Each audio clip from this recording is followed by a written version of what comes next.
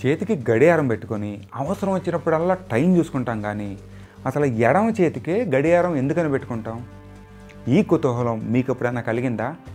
ఇదే ప్రశ్న మన ఈ మధ్య కుతూహలశాలి కూడా అడిగాడు. కాబట్టి ఆలస్యం చేయడం మాత్రం అనవసరం. పదని చూద్దాం. ఇదిగోండి, దీని గురించి మాత్రం మాట్లాడొద్దు, ఇంకో వీడియోలో మళ్ళీ చెప్తాను. 1505లో జర్మనీకి చెందిన పీటర్ హెన్లిన్ అనే ఆయన మొట్టమొదటి పోర్టబుల్ వాచ్, అంటే ఎక్కడికి పడితే అక్కడికి తీసుకెళ్ళగలిగే గడియారాన్ని తయారు చేశాడు. కాకపోతే అది చేతికి పెట్టుకోకుండా ఒక పెండెంట్ లాగా వేలాడ తీసుకునే విధంగా ఉండేది. గాంధీ తాత పెట్టుకునేవాళ్ళు కదా, అలాగా. హెన్లిన్ కనిపెట్టిన తర్వాత మెల్లగా జేబు గడియారాలు పాపులర్ అవడం మొదలయ్యి ఒక అలవాటుగా మారిపోయాయి. ఆ తర్వాత 300 ఏళ్లకి 1810లో ప్యారిస్కి చెందిన అబ్రమ్ లూయి బ్రెగే నేపుల్స్ రాణి కోసం మొట్టమొదటి చేతి గడియారాన్ని తయారు చేశాడు. ఆ తర్వాత నెపోలియన్, జార్ అలెగ్జాండర్ I లాంటి వాళ్ళకు కూడా చేశాడు. కాకపోతే వీళ్ళందరూ చేతి గడియారాలని సమయం చూడడానికి కాకుండా ఆభరణాలుగానే ఎక్కువ ఉపయోగించేవాళ్ళు. అది కూడా మహిళలే ఎక్కువగా వాడేవాళ్ళు. ఆ తర్వాత సుమారు 100 ఏళ్లకి 1904లో లూయిస్ కార్టియర్ విమానం నడిపే పైలట్లు సమయం చూడాల్సి వచ్చినప్పుడల్లా గడియారం కోసం తడుముకునే పని లేకుండా మొట్టమొదటిసారిగా మగవాళ్ళ కోసం ప్రత్యేకంగా చేతి గడియారం తయారు చేశాడు.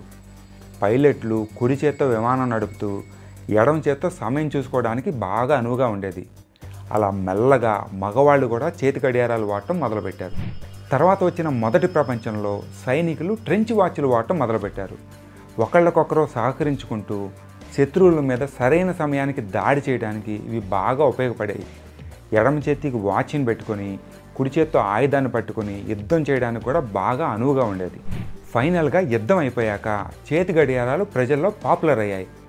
కాకపోతే అవన్నీ మెకానికల్ గడియారాలు, అంటే అవి పని చేయాలంటే కీ ఇవ్వాల్సిన అవసరం ఉండేది. అప్పటికే ఎడమ చేయి పాపులర్ అవడం, దానికి పెట్టుకున్నప్పుడు కుడి చేతితో కీ ఇవ్వడం సులభం కనుక అదే కొనసాగించారు.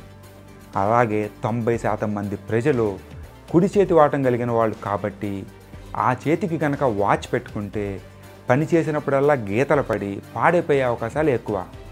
అంటే చరిత్ర, యుద్ధం, డిజైన్, సౌకర్యం ఇవన్నీ కలగలిపి ఫైనల్గా ఎడమ చేయే చేతి గడియారాలకి సహజ స్థానంగా ఉండిపోయింది. అది మ్యాటర్. ఇంతకీ మీరే చేతికి వాచ్ పెట్టుకుంటారు? కుడి చేతికా, ఎడమ చేతికా? కింద కామెంట్ సెక్షన్లో చెప్పండి.